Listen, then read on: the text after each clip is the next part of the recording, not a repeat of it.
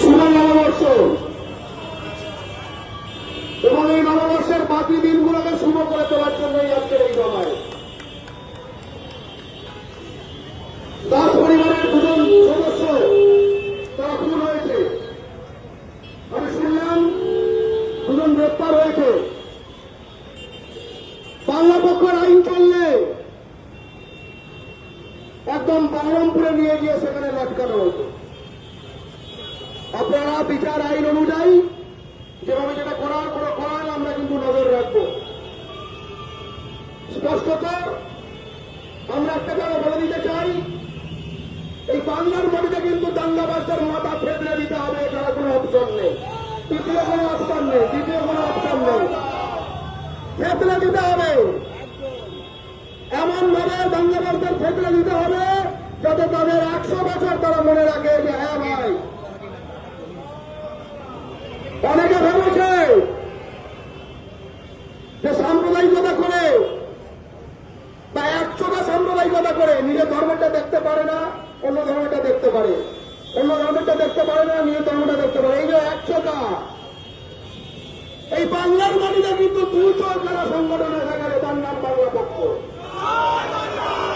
2 যারা এসে গেলে সংগঠন সব দেখতে পায়,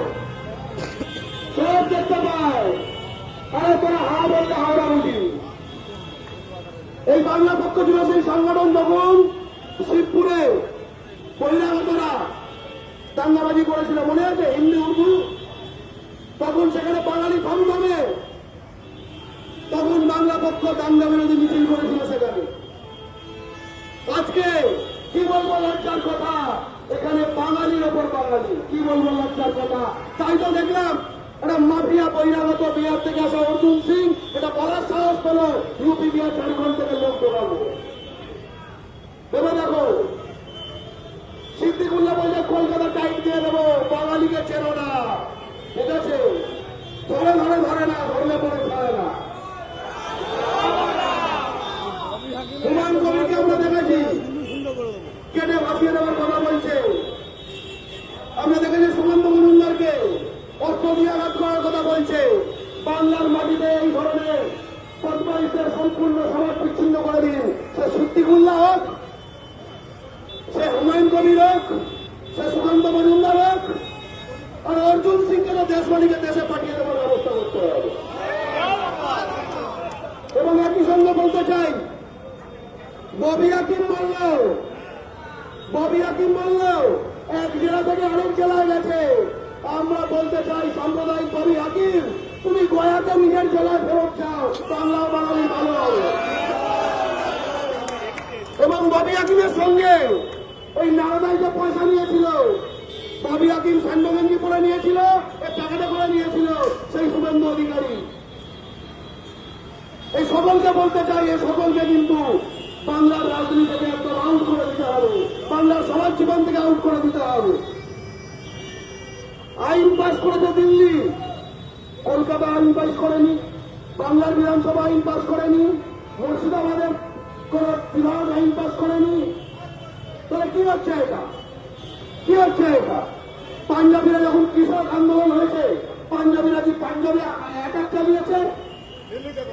আর যারা হোয়াটসঅ্যাপে মিছিল লাগবে কিন্তু 14-15 বছর বয়সে চ্যাংরা বদমাইশদের ওপর কোন কন্ট্রোল থাকবে না, এরপরে মিছিল লাগলে কিন্তু হেঁটে আসবে, লেনদে ফেরত যাবে। স্পষ্ট কথা, কন্ট্রোল না পাবে। সকলের প্রতিবাদ করার অধিকার আছে। পুলিশের ওপর আক্রমণ, পুলিশের গাড়ি জ্বালানো, বিডিও অফিসে আক্রমণ, ঘর দোকান আক্রমণ, দাস পরিবারকে খুন করার অধিকার কারণ না। স্পষ্ট কথা, স্পষ্টভাবে বাংলা পক্ষ বলতে যাবে। তাই বাংলা পক্ষের মিছিল থেকে ডাক দিচ্ছে সাম্প্রদায়িকতার বিরুদ্ধে, দাঙ্গাবাজির বিরুদ্ধে, মৌলবাদের বিরুদ্ধে লড়তে হবে একসাথে। আর মিলমিল করে হবে না।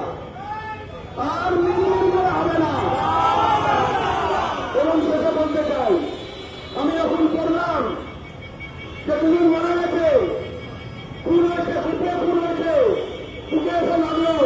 আপনি একটু মুখ ছুঁয়ে বলুন তো, আপনি কি ক্ষমতা জানানোর জন্য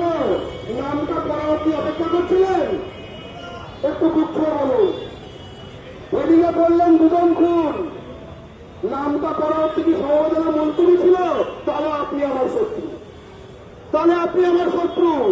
স্পষ্ট কথা বলতে চাই, যার যার নিজ ধর্মের যে সাম্প্রদায়িকতা হয়েছে, সে মুসলমান হোক, হিন্দু হোক, আল্লাহু আকবার হোক, জয় শ্রীরাম হোক, রুখে দাঁড়ান, রুখে দাঁড়ান।